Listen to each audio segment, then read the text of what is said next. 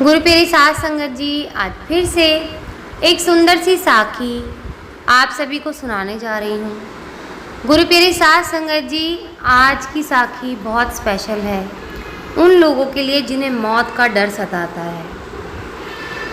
तो आज ऐसी ही एक सुंदर सी साखी आप सभी के साथ शेयर करने जा रही हूँ।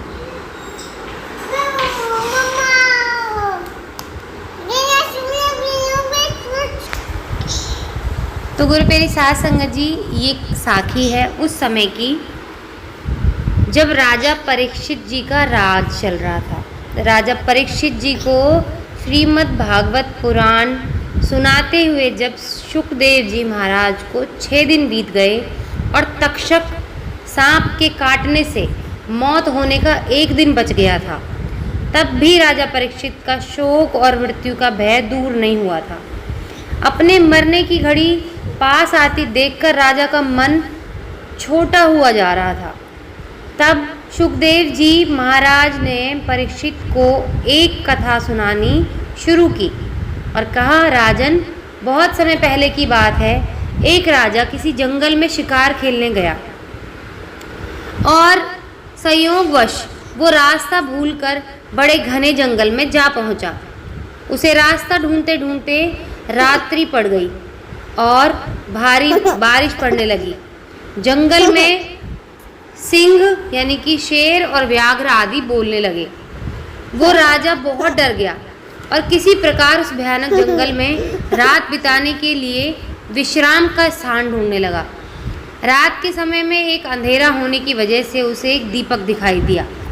वहाँ पहुंचकर उसने एक गंदे बहेलिए की झोंपड़ी देखी। वो बहेलिया ज़्यादा चल फिर नहीं सकता था, इसलिए झोंपड़ी में ही एक और उसने मलमूत्र त्यागने का स्थान बना रखा था। अपने खाने के लिए जानवरों का मांस अपने झोंपड़ी की छत पर लटका रखा था। बड़ी गंदी और छोटी, अंधेरी और दुर्गंधयुक्त वो झोंपड़ी थी।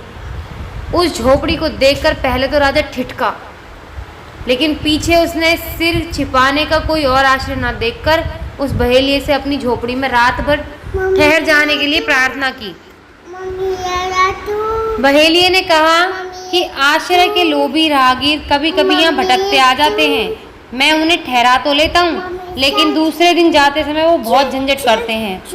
इस झोपड़ी की गंध उन्हें ऐसी भा जाती है कि फिर वो उसे छोड़ना नहीं चाहते और इसी में रहने की कोशिश करते हैं और अपना कब्जा जमाते हैं। ऐसे झंझट में मैं कई बार पड़ चुका हूँ, इसलिए मैं आप किसी को भी यहाँ ठहरने नहीं देता। तो गुरु प्यारी साध संगत जी, वो आगे बोलता कि मैं आपको भी नहीं ठहरने दूंगा यहाँ पे। राजा ने प्रतिज्ञा की कि वो सुबह होते ही इस झोपड़ी को अवश्य खाली कर देगा। उस काम को बहुत बड़ा, उसका काम तो बहुत बड़ा है। यहाँ तो वो संयोगवश भटकते हुए आया है, सिर्फ एक ही रात काटनी है। बहेलिए ने राजा को ठहरने की अनुमति दे दी। बहेलिए ने सुबह होते ही बिना कोई झंझट किए झोपड़ी खाली कर देने की शर्त को फिर से दोहराया। राजा रात भर एक कोने में पड़ा सोता रहा। सोने पर झोपड़ी की दुर्गंध उसके मस्तिष्क में ऐसी बस गई कि सुबह उठा तो वही सब परम प्रिय लगने लगा। अपने जीवन के वास्तविक दृश्य को भूलकर वो वही निवास करने की बात सोचने लगा। वो बहेलिए से अपने और ठहरने की प्रार्थना करने लगा। इस पर बहेलिया भड़क गया और राजा को भला बुरा कहने लगा। राजा को अब वो जगह छोड़ना झंझट लगने लगा और दोनों के बीच उस स्थान को लेकर विवाद खड़ा हो गया। कथा सुनकर शुकदेव जी महाराज ने परीक्षित से पूछा, परीक्षित बताओ, उस राजा का उस स्थान पर सदा के लिए रहना और झंझट करना ये क्या उचित था?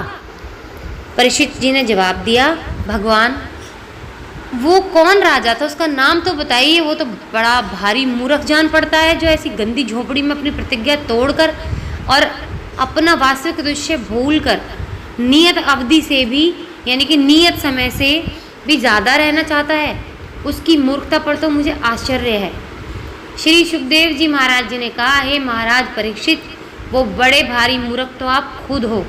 इस मलमूत्र की गठरी देह शरीर में जितने समय आपकी आत्मा को रहना जरूरी था, वो अवधि तो कल समाप्त हो रही है और आप अभी भी डर रहे हो अब आपको उस लोक जाना है जहाँ से आप आए हैं, फिर भी आप झंझट फैला रहे हैं और मरना नहीं चाहते। क्या मूर्खता है आपकी। राजा परीक्षित का ज्ञान जाग पड़ा और वो बंधन मुक्ति के लिए हंसते हंसते तैयार हो गए। तो गुरु प्यारी साध संगत जी, वास्तव में यही सत्य है।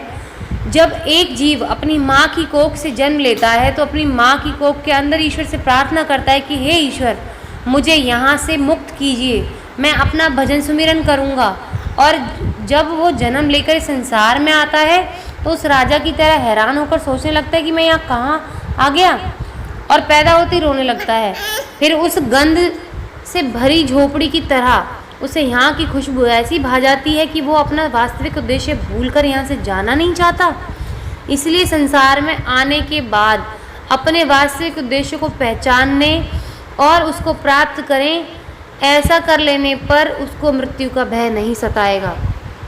गुरु प्यारी साध संगत जी, आप इस धरती पर आए हैं भगवान को पाने के लिए, ना कि भोगों को भोगने के लिए। 84 लाख योनियों से भोग ही तो भोगते आ रहे हैं। कुत्ता, बिल्ली, सूअर, न जाने कितने तरह के जानवर, जीव, कीट पतंगे यही तो सब करते हैं। विषय वासना, खाना खाना, सो जाना। क्या स्पेशल है इस देह में? ये देह इसलिए स्पेशल है क्योंकि हम इससे भगवान का नाम सुमिर सकते हैं और इस सुमिरन से ही मुक्ति मिलेगी। अगर सुमिरन नहीं करेंगे तो फिर से 84 लाख योनि में भटक जाएंगे। तो गुरु प्यारी साध संगत जी, इतना अनमोल जन्म मिला है मुक्ति के लिए, तो इस शरीर पर मान ना करें इस चीज़ का कि ये बड़ा खूबसूरत है, इससे हम विषय वासना में फंस जाएं, ये खाना खा लें और ये सो लें, ये घूम लें, ये देख लें, ये सुन लें, बस इसी में समय बर्बाद कर दोगे। इसीलिए आए थे कि उनसे वादे करके देख लेना, भगवान से दगा करने का फल बड़ा भारी होता है। प्रीतम प्यारे के साथ अगर आप धोखा करोगे तो आप ऐसे भटक जाओगे कि रोओगे, तड़पोगे, चिल्लाओगे, लेकिन फिर वहाँ कोई आपकी सुनेगा नहीं, क्योंकि प्रीतम प्यारे फिर पीठ मोड़ लेंगे आपकी तरफ से और फिर उन राक्षसों की, उन भूतों की, जैसे डराते हैं ना, बड़े बुजुर्ग डराते हैं कि अगर आपने पाप कर्म किए तो इस तरह से आपको मारा जाएगा, गरम तेल के कढ़ाई में डाला जाएगा। तो जो यमदूत होते हैं ना, इतने डरावने होते हैं कि उनको देख के जानवरों का बाथरूम निकल जाता है। आपने कभी देखा होगा कि जब कोई इंसान मरने वाला होता है उसके घर के आसपास ना कुत्ते बिल्ली रोने लग जाते हैं और उनके लैट्रिन बाथरूम तक निकल जाते हैं, मलमूत्र वहीं त्याग देते हैं, इतने डरावने होते हैं। और कई लोगों का मलमूत्र भी निकल जाता है मरते वक्त, तो इतने डरावने होते हैं। सोचो वो जो इतने डरावने होते हैं उनके साथ आपको पल पल रहना होगा और वो आपको कितनी यातनाएं देंगे आप सोच भी नहीं सकते। उन यातनाओं से निकल के आए हैं आप मानव जन्म में, फिर से उन्हीं यातनाओं को पाना चाहते हैं। तो डरें तो उस चीज़ से डरें, मौत से न डरें। आप इस चीज़ से डरें कि आप कोई पाप ना करें, आप विषय वासनाओं के भोगों में ना फंसे रहें, आप इस दुनिया के भोगों में ना फंसे रहें। इस चीज़ से डरना चाहिए कि हे भगवान, कहीं हम इन भोगों में ना फंस जाएं। इस माया जाल से हमें दूर रखना और अपने चरणों में हम प्रीति बनाए रखना आपके प्रति। आज इसी के साथ इस सुंदर सी साखी को यही समाप्त करना चाहूँगी। मिलती हूँ आपसे अपनी अगली वीडियो में नई साखी के साथ। तब तक के लिए खुश रहें, सुमिरन करते रहें, सच्ची सेवा करते रहें।